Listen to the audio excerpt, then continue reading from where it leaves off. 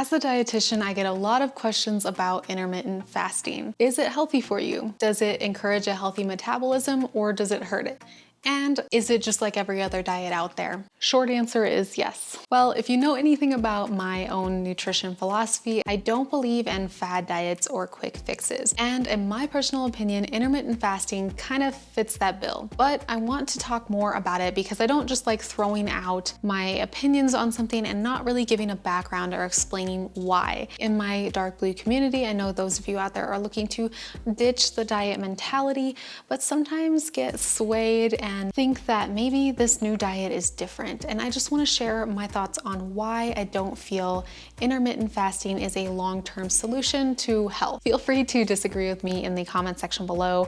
I'm open for a honest dialogue and discussion, but here are some of my points as to why I don't recommend it. Intermittent fasting to me is not incredibly unique or profound. It is basically like any other diet where it encourages a certain protocol and wants you to fit that mold, and then it inherently encourages guilt and shame when you don't follow these rigid and strict rules.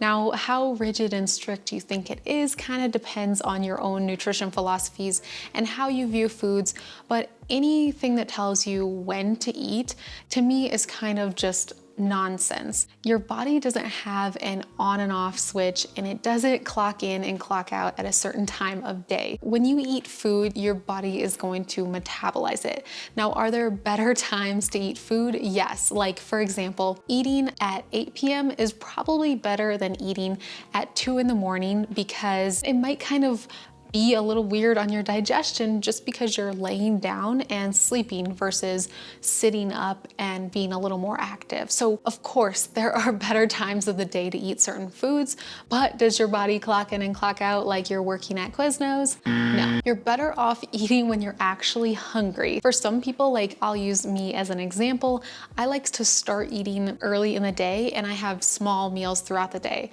But my significant other kind of starts eating a little bit later in the day, not like a crazy amount later in the day, maybe 9:30 or 10 versus me starting eating at 7 or 8. And then we have different times that we prefer to have food throughout the day. It kind of varies depending on how active we are that day, when our workouts are, and stuff like that. It doesn't need to be a strict rule or law. Your body is hungry when your body needs fuel. And that's all the direction that you need to know when you need to eat. The other issue I have with intermittent fasting that's a little bit different than your standard complaints that I would have about a regular diet is that it kind of glorifies disordered eating. And that to me really, really scares me. Now, a lot of diets do glorify restriction and depriving yourself. So I guess in a way, all diets are kind of the same in that regard, but intermittent fasting particularly worries me because it encourages a very short window of eating or consuming foods, and it encourages you to just fit into this little window. And of course, where there's a rule, there is someone that is taking that rule to the extreme. And I have no joke experienced this myself and have had other dietitians tell me the same thing, where they will have a client that eats 1 hour out of the day. So they will eat from 8 p.m. to 9 p.m. That to me is just so crazy and so worrisome, and that is not a diet. That is disordered eating. You can tell me all you want, back in the day, cavemen only ate 1 time a week.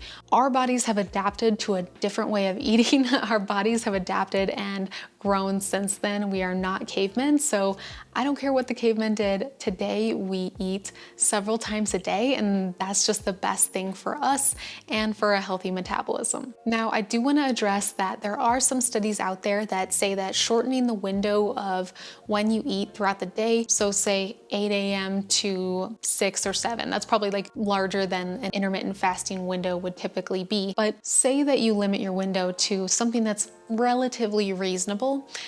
There are some benefits to eating within that window for, say, weight loss. And I'm not denying that you won't see results. Just like any other diet, you probably will see results if you follow a certain plan. I don't think that's what we're arguing today.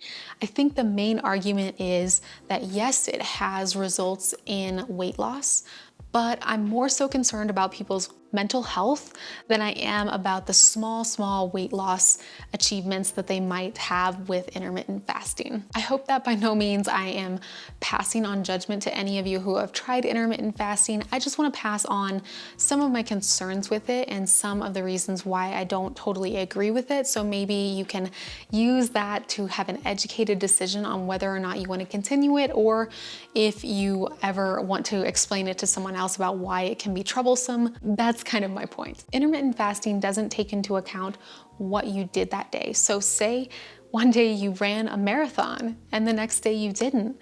Do you think that you'd probably likely need to eat more food on the day of the marathon and probably a couple days after than you would on a typical day? Most likely, yes, you would definitely need more calorie consumption just because your body is burning so much energy.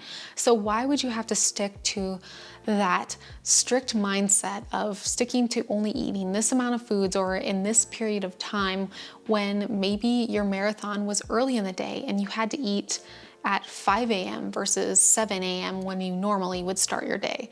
That to me just doesn't make a whole lot of sense and doesn't take into account your personal needs. Just like any other diet, it doesn't help people have a healthy relationship with food. It just tries to put you in a bubble. Now, at this point in the video, I want to answer some common questions that I hear about intermittent fasting, because I know some of you out there are like, okay, well, but it works though, so I'm gonna keep doing it, right? Like that's the best way to go about it, right? And my short answer, of course, is no. So one question would be, when is the best time to eat meals and snacks if I shouldn't follow intermittent fasting? And the answer is, it should work around your lifestyle. So if you're someone who wakes up at 5 a.m.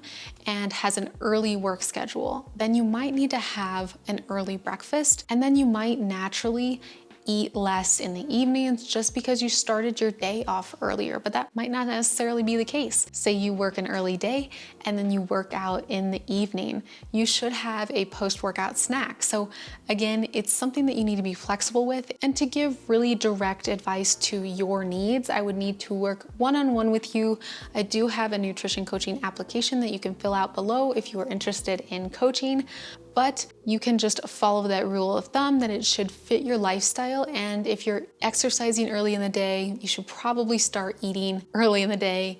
Or if you exercise at night, you should probably have a post-workout snack after that too, just so you're not feeling starving and ravenous at night while you're sleeping. And then another common question that I kind of get around this topic is skipping breakfast and going to the gym gonna burn more fat? And trust me, there are so many nuances that go into our metabolism. It really depends a lot on several different factors. My rule of thumb is usually I do better and put more effort into my workout when I have a small snack. So if it's really early in the morning, I'll probably have something really small like a banana or a go-go squeeze pouch, like those little fruit puree pouches that they have. I'll put a picture of them up here. Super light, easy on the stomach, easy to digest. That's what you'd want to have pre-workout, and I have a video on pre-workout snacks if you want to check that out. I'll leave it below. But my opinion personally is that you're going to get more out of your workout, which is going to help you burn more calories later, burn more energy later, than if you were to go into a workout on an empty stomach. That's not to say you can't do it. Some of my friends are really good about just going on an empty stomach and then eating something afterwards.